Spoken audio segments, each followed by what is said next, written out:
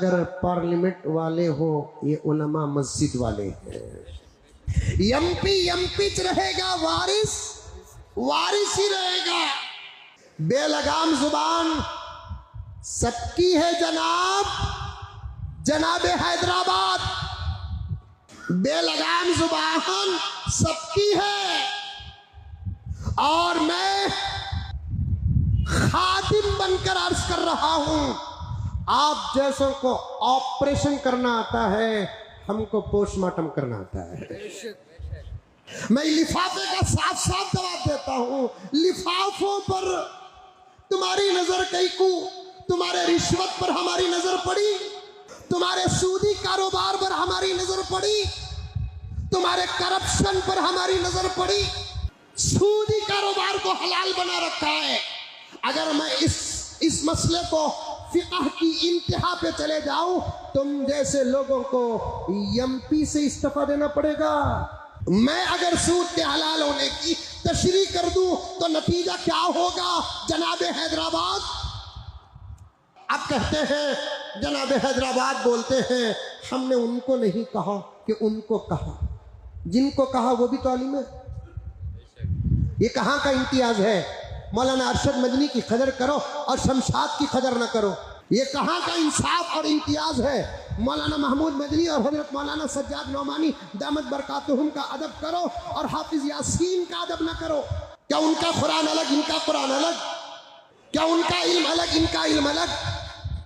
جس کے پاس علم ہے سب کا ادب کرو. عمر اپنی جگہ پر کمی پیشی ضرور رہے گی.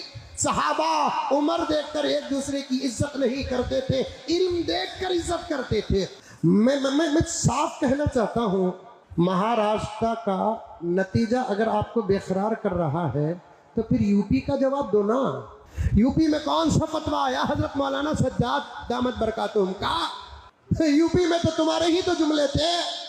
ضرورت مہاراشٹر کی بھی تھی، لیکن ایک طرف مہاراشٹر اور ایک طرف یو پی کو اگر دیکھیں گے تو پھر یو پی کی بہت زیادہ ضرورت تھی. یو پی کی سرزمین میں جتنے مدرسے ہیں شاید کہ کسی اور اسٹیٹ میں اتنے مدرسے ہیں. آپ کا داخلہ وہاں ہوتا نہ ہوتا تو آج یو پی ہمارے ہاتھ میں ہوتا. جناب حیدرآباد آپ کو تو دہی کا جمن بننا تھا. تم نہ دہی کا جمن بننا تھا. جمن بولے تو کیا معلوم؟ دودھ میں 4 قطرے ڈالے تو پورا دودھ پھٹ کو دہی بن جاتا. وہ بننا تھا. کی کہتے تمہیں دودھ کو دودھ رکھنے دیتے نہیں، پھوڑ کو دہی بنانے کی فطرت ہے تمہاری، اور علماء پر نشانے. تمہارے 15 منٹ کے جملے کہیں اڑ کر چلے گئے. مولانا کا فتویٰ پورے اسٹیٹ کو نعوذ باللہ غارت کر دیا. نہیں کچھ نہیں. بولنے والے انہوں یہ کی چیز حضرت بولنے والے، پھر دوسرے کیا سولے کو ہی، بچے دلنے کو ہی. اور ایسا بولتے ہیں بعض لوگ، انہوں نہ بولے تو شاید ملک سے اسلام ختم ہو جائے گا. ایسا معلوم ہو رہا ہے. انہوں نہ بولے تو ملک سے شریعت ختم ہو جائے گی. انہوں نہ بولے تو نعوذ باللہ قرآن ختم ہو جائے گا. نہیں، یہ کہنے والے جاہل ہیں، قرآن نہیں پڑھے. یہی نشہ ان کو علماء کے خلاف بولنے تک پہنچا دیا. وہ بھی کیا سازش.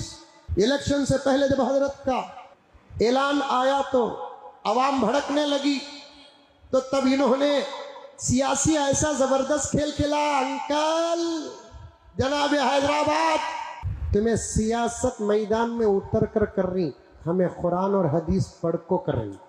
تمہاری سوچ اور عقل جہاں ختم، انشاءاللہ اللہ کے فضل سے ہماری سوچ و عقل وہاں شروع. علماء کے خلاف کبھی نہیں جانا، علماء کے خلاف کبھی نہیں جانا. باہر نکلنا بند کر دوں گا. ہاتھ اڑ گئے تو تمہاری سانس بند ہو جائے گی. ہمارے ہاتھوں کا پاور ابھی نہیں دیکھا آپ نے. نکلنا بند کر دوں گا. باہر نکلنا بند کسے کہہ رہے ہیں؟ علماء کو.